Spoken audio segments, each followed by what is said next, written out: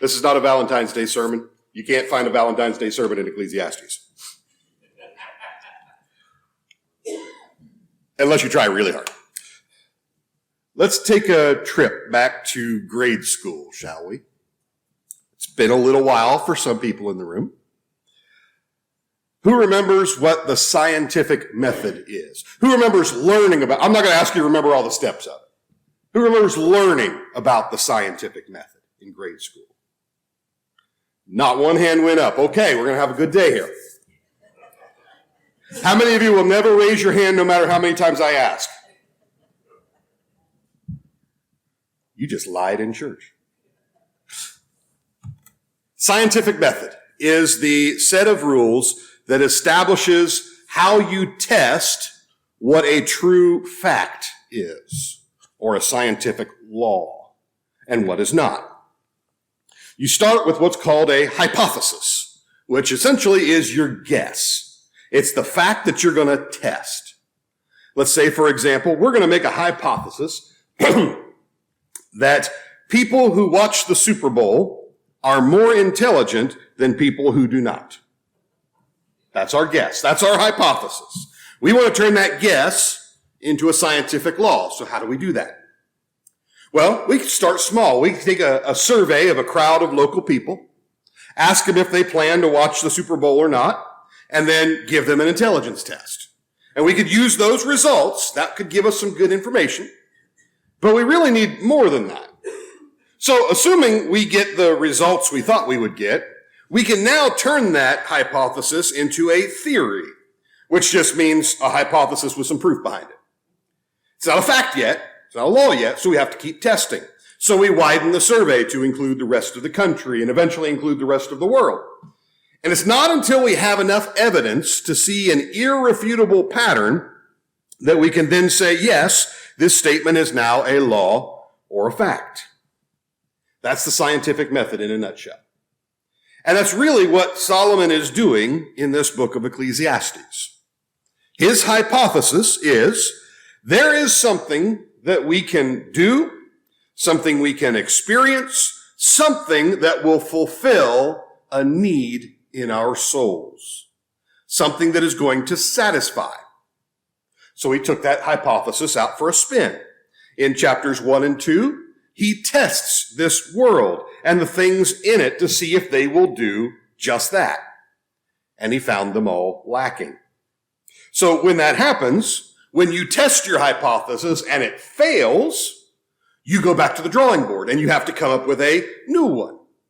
So chapter 3, Solomon tries a new hypothesis out. If we add in the purpose that God brings with him to the things of this world, then we can start to see that satisfaction start to form. So now we have our theory. God has instilled in us the need for purpose. And he provides that purpose for us, even in those things in life that by themselves are Hevel, or smoke, vanity. He is the not-so-secret sauce that makes it all worthwhile. So then what? Well, Solomon now gives us a few thoughts on his test so far, the contemplations that show how he came to the conclusions that he did, some advice based on the fact that he has done all this testing. Now, we're going to take a big bite out of Ecclesiastes today. Start in chapter 4. Go ahead and turn there. We're going to do chapters 4, 5, and 6. Now, we're not going to have time to read all of that and comment on everything, at least in detail. So I've just broken it down into a few chunks. Things to just let us roll around inside our minds to see if we agree with Solomon about his conclusions and the advice that comes from them. So we're going to jump right into it. If you want to be satisfied, if you want to be fulfilled in life, first conclusion he comes to is include God in your work. Now, when we say work, we're not just talking about going to a job. This is anything that I'm doing in life for a purpose. If you want to have a satisfying life, include a godly perspective in the work that you do. And that perspective is found in a little bit of moderation. Chapter 4, verses 4 through 6. He says, "Then I saw that all toil and all skill in work come from a man's envy of his neighbor. This also is vanity and a striving after wind. The fool folds his hands and eats his own flesh. Better is a handful of quietness than 2 hands full of toil and a striving after wind." Now, the two extremes he shows here are, on the one side, doing everything we can to keep up with the Joneses. Work to make sure we can have as much as, or better yet, even more than our neighbor. Because, of course, that means we win the game. The other extreme is to just avoid working totally, sit back, fold our hands, let life be what it is. And Solomon says neither is the wise move. On the one hand, you work so hard to win the admiration of your neighbor that, best case, they get jealous of you and work even harder to beat you, and that's a self-perpetuating cycle that nobody can sustain. Or you lean back, take it easy, and end up with no food. We were not designed by our Creator to live at either extreme. So Solomon says the wise course of action is to aim at where you're satisfied. A handful of quietness, the peace and contentment that comes with working enough to provide for our needs without going overboard, is much better than working yourself to death and chasing a goal that will constantly keep moving. He had much the same to say in the book of Proverbs, chapter 15. Better is a little with the fear of the Lord than great treasure and trouble with it. Better is a dinner of herbs where love is than a fattened ox and hatred with it. And those conclusions make sense, don't they? If you live life in the lap of luxury and you leave God out of it, you still lose the ultimate game. If you have the best stuff and the worst friends, you're still miserable. Much better to have little and good friends and God. And remember, these are general principles. They're advice. They're not hard and fast rules. God is not against you having money. God is not against you having stuff. Solomon is just making sure we have the proper mental perspective on those things. So, first conclusion, include God in the work that you do. Next conclusion, starting in verse 9, don't do life alone. If you want to be fulfilled, you can't easily get there in solitary living. Verse 9, 2 are better than 1 because they have a good reward for their toil. For if they fall, one will lift up his fellow.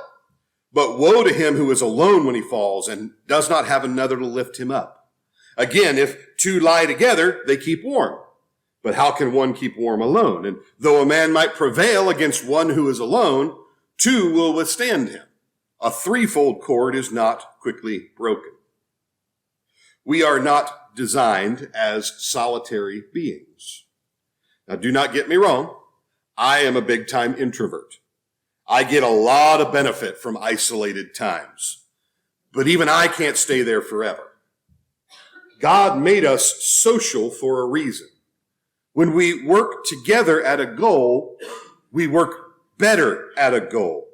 It has been shown over and over again that the combination of 2 sets of strength do not equal the 2 sets of strength added together. It's what's called synergy. You take a horse and you find out how much it can pull. You take a second horse, find out how much it can pull. But you put them together and it exponentially increases. You can do far more than what they could do alone. When we work together, we do more than what one person can. And hint, hint, that's the entire concept behind a church body. The word church in the Bible is ecclesia. It means those who are called together for a purpose. We are all called.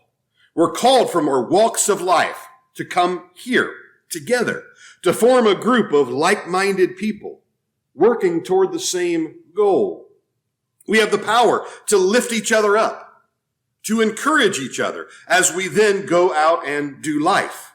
We are the church wherever we go, but there's a great importance in coming together and tying ourselves together here. That 3-fold cord is not easily broken. Those who stick together are stronger and tougher than those who stick to themselves. And that means you are important. You are necessary to this group. Sometimes you don't know how much you are needed. Sometimes you'll never know how much you were needed by those who inhabit this room with you. It is our purpose as the called out ones, as the church, to support and to encourage each other. Just one example. Paul told the Thessalonian church, encourage one another, build each other up, just as you are doing. And this was after he had just told them about all the reasons why they were powerful together. See, the Thessalonian church was facing persecution, and they were facing tough questions. And Paul told them that the important thing was, I'll give you the answers that you need, but you keep building each other up because that will keep you strong. Next piece of advice, next conclusion that Solomon comes to. Popularity is momentary. Verse 13. Better was a poor wise youth than an old and foolish king who no longer knew how to take advice. For he went from prison to the throne, though in his own kingdom he had been born poor. I saw all the living who move about under the sun, along with that youth who was to stand in the king's place. There was no end of all the people, all of whom he led. Yet those who come later will not rejoice in him. Surely this also is vanity and a striving after wind.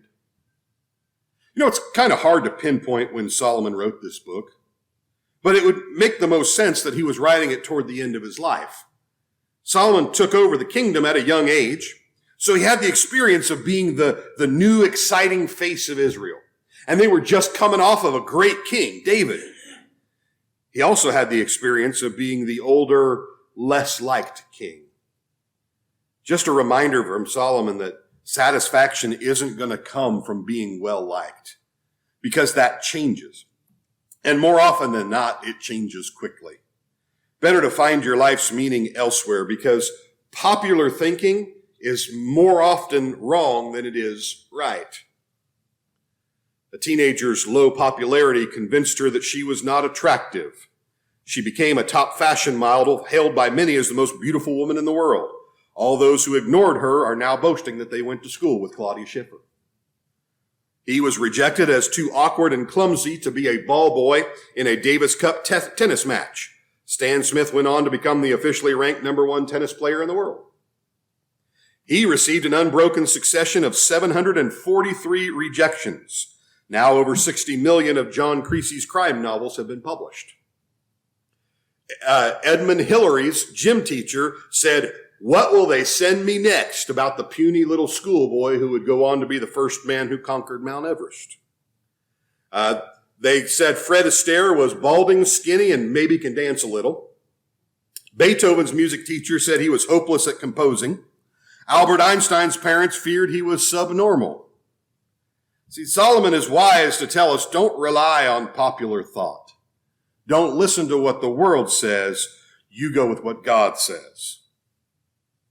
Next conclusion. If you want satisfaction, learn how to worship. If you really want to know what life is supposed to mean, the first thing you need to learn is how to give the proper devotion to the one who created that life. And that extends to all aspects of life. Remember, Solomon has already said several times that the ability to enjoy the labors of life is a gift that comes from God. So we better be careful how we show how we feel about it. The word worship just simply means to show how much something is worth to you, how someone is worth to you. So how do we worship God correctly? According to Solomon, chapter 5, verse 1. Guard your steps when you go to the house of God. To draw near to listen is better than to offer the sacrifice of fools, for they do not know that they are doing evil. When you come to worship, specifically to worship, now, of course, we worship throughout our lives. But when we come together to worship specifically, do it with intention and do it circumspectly. He says, guard your steps. And you really only have to be on guard if there's some danger there. We serve a loving God that wants our attention. But remember, we also serve a God that's called a consuming fire. He is wonderful, but he is also the definition of power. I personally work around electricity every day. Electricity is really useful, but we have to treat it with respect. If I don't guard my actions around a live wire, I'm going to pay for it. The same goes when we deal with God. When we worship him, we should be giving careful thoughts to the things that we do and the things that we say, the things we sing. How often do we think about the words we say when we sing the songs that we do? Do we treat them like they matter? They are prayers, after all. Speaking of prayers, be careful what you amen. Be sure you agree with what was said. These seem like silly things to pay attention to, but really they do matter to God. Jesus dealt with this idea with the Pharisees. He told them, "You hypocrites, well did Isaiah prophesy of you when he said, 'This people honors me with their lips, but their heart is far from me. In vain do they worship me, teaching as doctrines the commandments of men.'" God told the religious leaders toward the end of the Old Testament, just stop bringing me your sacrifices. If you're not going to do it with the intention in your heart, just don't even bother doing it. Solomon said it's better to draw near and listen to God speak than to give the sacrifice of fools. It is better to come before him seeking to hear what he has to say, even when it's hard to hear, than to come and do all the right things in all the right ways without thinking about it. Being careful with how we worship involves being careful with what we promise. Look at verses 2-7. Don't be rash with your mouth. Don't let your heart be hasty to utter a word before God, for God is in heaven and you are on earth. Therefore let your words be few. For a dream comes with much business, and a fool's voice with many words. When you vow a vow to God, do not delay paying it, for he has no pleasure in fools. Pay what you vow. It is better that you should not vow than that you should vow and not pay. Let not your mouth lead you into sin, and do not say before the messenger that it was a mistake. Why should God be angry at your voice and destroy the work of your hands? For when dreams increase and words grow many, there is vanity. But God is the one you must fear. Be careful with what you say. God does hold us accountable to the things we promise, whether we actually meant them or not. Just to continue using the example, in a given year, as part of our service, we sing an average of 284 songs. Sometimes we repeat songs through the year, but that's a rough estimate. Do you know how many promises we make when we sing those songs? Now, this isn't to scare you off from singing. I think I can speak for all the song leaders. I want you to sing louder and more confidently and boldly. But I do also want you to do so with thought to what you say. Solomon kind of summarizes the whole point there in verse 7 by saying it's God we should fear. And again, that's not trembling in front of him. He is still a loving God. But our worship should hold him with the utmost, highest respect and with the thought that goes behind that. But let's move on to Solomon's next conclusion.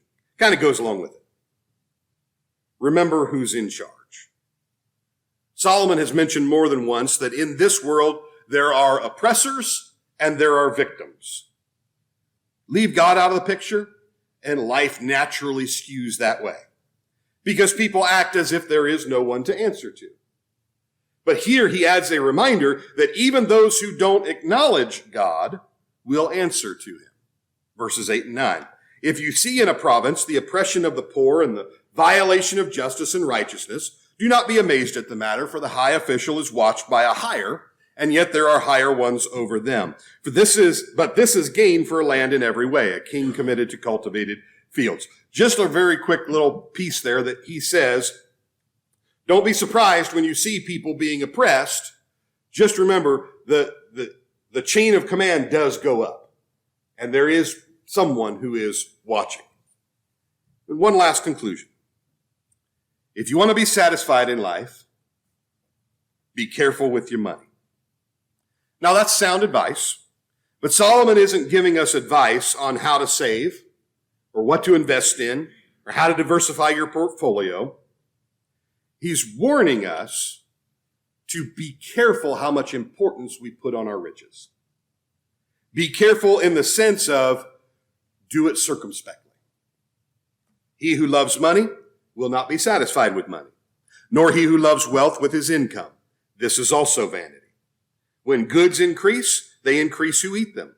And what advantage has their owner but to see them with his eyes?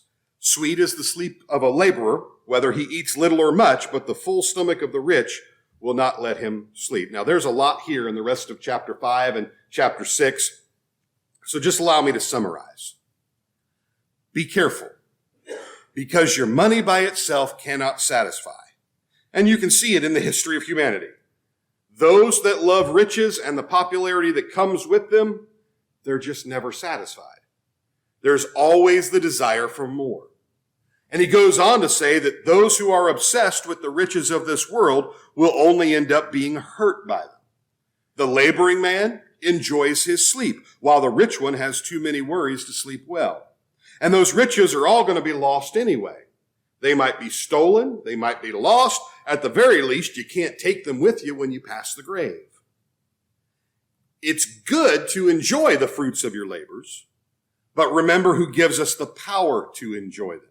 Verses 19 and 20. Better if I hit the right button. Everyone also to whom God has given wealth and possession and power to enjoy them and to accept his lot and rejoice in his toil, this is the gift of God. For he will not much remember the days of his life because God keeps him occupied with joy in his heart. Chapter 6 is more of the same. Riches in and of themselves cannot satisfy. They cannot fulfill us. Now, Solomon gives us a lot to consider in these 3 chapters. The conclusions that he gets from all the experimentation he did are things that we need as a part of our lives. And all of them have one thought in common. Look with me one more time. Chapter 6, we're going to start in verse 10. He says, whatever has come to be has already been named. And it is known what man is, and that he is not able to dispute with one that is stronger than he. The more words, the more vanity. What is the advantage to man? For who knows what is good for man while he lives the few days of his vain life, which he passes like a shadow? For who can tell man what will be after him under the sun? Here's the concluding thought. The thing that kind of wraps up everything that Solomon has said. No matter how high we rise in status, no matter how rich we get, no matter what happens to elevate us, you and I, we are still human. And God is still God. That's that whole fear of the Lord thing. These things are not bad. In fact, they can improve life.